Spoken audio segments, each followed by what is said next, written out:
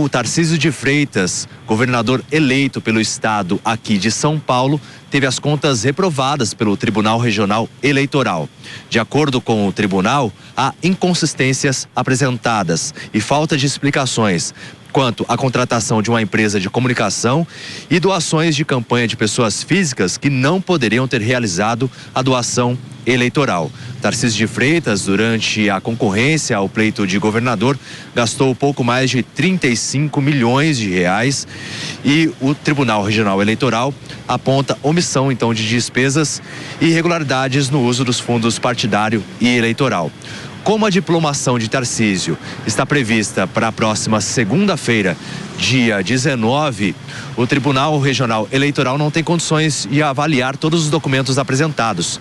Inclusive, o pessoal do Tarcísio apresentou aí mais de 1.000 documentos para que o Tribunal Regional Eleitoral possa fazer a aprovação e essa reanálise, das contas. Então, não vai ser possível antes da diplomação para que eles possam analisar todos esses documentos. Essa análise vai ficar para depois da diplomação, mas Tarcísio de Freitas ainda está sob análise. Claro que a gente segue acompanhando toda essa situação. David de Tarso para a Jovem Pan. Não, então, eu banquei aqui sobre essa dificuldade que o político tem no processo eleitoral, Emanuel, porque são muitos detalhes técnicos, que você precisa colocar numa planilha e apresentar para o tribunal. Mas, William, me perdoe, antes de tudo, vou aproveitar até a presença do Fernando. Fernando, prazer estar contigo aqui. Eu não consigo pensar o que seria pior, o Haddad, ministro da Fazenda, ou a chapa do Tarcísio Cassado e o Haddad, governador de São Paulo. Então, a gente tem são cenários tenebrosos, hein, Fernando Conrado? A gente tem que... Horripilantes. Ter fogo à frigideira. Gente, eu fiquei assustado agora aqui com vocês, porque vocês então, tiram uma... Realmente você tem sentido o que você falou. Então, William, desculpas, eu vou te falar uma coisa, só falta amanhã anunciar a Dilma presidente da Petrobras. Aí sim a coisa está completa. E não duvida, né, Fernando? Não duvida. Não, então, William, você falou da questão da justiça eleitoral, é um problema muito simples. O que acontece? O Brasil é um país que cria burocracias absurdas e infernais, porque é a partir dessas burocracias absurdas e infernais que o sistema se move com um aspecto de legalidade. Se o Brasil tivesse menos burocracia, você teria menos corrupção, você teria menos cargos públicos de livre nomeação, você teria mais facilidade de prestação de contas na justiça eleitoral, você tinha menos formas criativas de se desviar o dinheiro do orçamento. Mas a justiça eleitoral, o sistema como um todo, não adianta, William, ele é feito para ser complicado. Eu vou te dar um exemplo assim, claríssimo de uma coisa boba que as pessoas não pensam. Por que os processos judiciais têm que demorar tanto no Brasil? Por que uma pessoa que entra com um processo judicial leva 10, 15, 20 anos para ver o processo dela do começo ao fim, incluindo a fase de execução? Porque o principal réu do Brasil é o governo.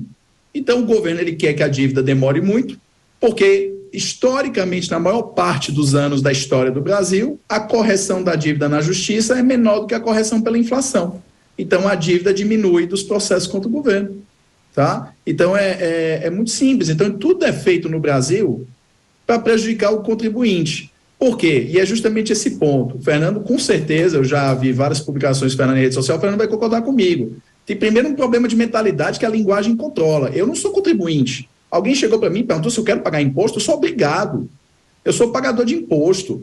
No dia que as pessoas entenderem que elas não são contribuintes, são pagadoras de impostos, elas vão exigir. Quando você entende que você paga, tem uma mudança psicológica no seu cérebro e você passa a exigir. Nós vamos exigir menos formalidade, nós vamos exigir mais eficiência, nós vamos exigir menos corrupção, porque hoje as pessoas se movimentam para fazer as exigências só quando é muito escandaloso.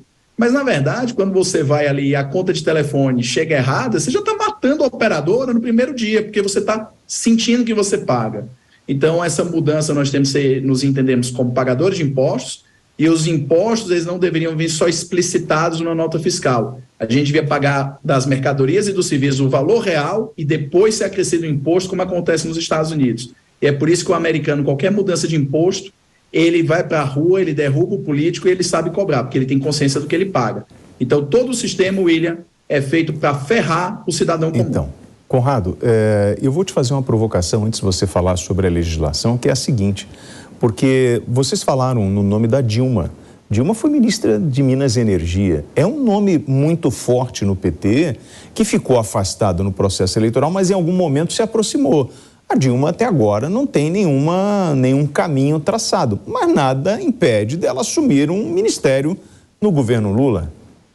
Inclusive ela está de aniversário hoje, né? 75 anos. Parabéns, da nossa ex-presidente. Parabéns à ex-presidente, com todo respeito. Aqui agora, do ponto de vista legal, do ponto de vista de análise, a gente está com uma criação de novos ministérios, novos nomes chegando no poder, que talvez agora não vai ter mais um Bessias para mandar o Lula chamar a Dilma a trabalhar, porque o Bessias também já foi cotado, né, para ser o nosso diretor-geral aí da AGU, da Advocacia Geral da União. O Brasil está completamente de cabeça para baixo.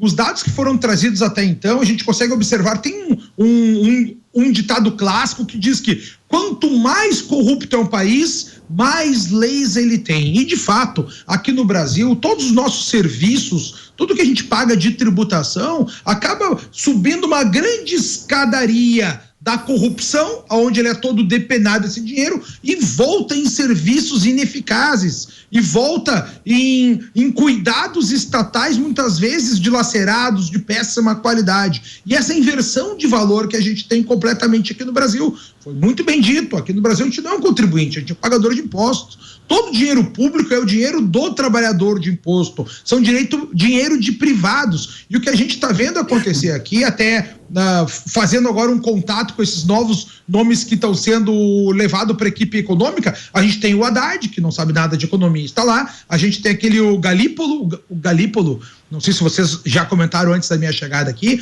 mas durante a pandemia ele afirmou que imprimir dinheiro não ia gerar inflação, ou seja, onde é que está o nexo dessa gestão. E o outro é o AP, que vem fazer aí ele tem a fama, né, de ser o capacitado a fazer uma transformação, uma reforma tributária no Brasil. E aí eu te pergunto, vocês acham que essa reforma tributária, ela vai diminuir os impostos que a gente tem ou ela vai aumentar os impostos? Quanto ao cenário americano, é interessante a gente observar também que a União, né, o Estado, a União Americana, os Estados Unidos da América, tem um imposto só, que é o imposto de renda, mas eles vão atrás de cada centavo, e com esse dinheiro só do imposto de renda, os americanos vão à lua, os americanos pagam as guerras da Ucrânia, os americanos fazem invasões pelo território, pelo planeta todo, com apenas um imposto. Então vocês entendem o número gigantesco que a gente acaba fornecendo, pagando, né, de impostos, que são impostos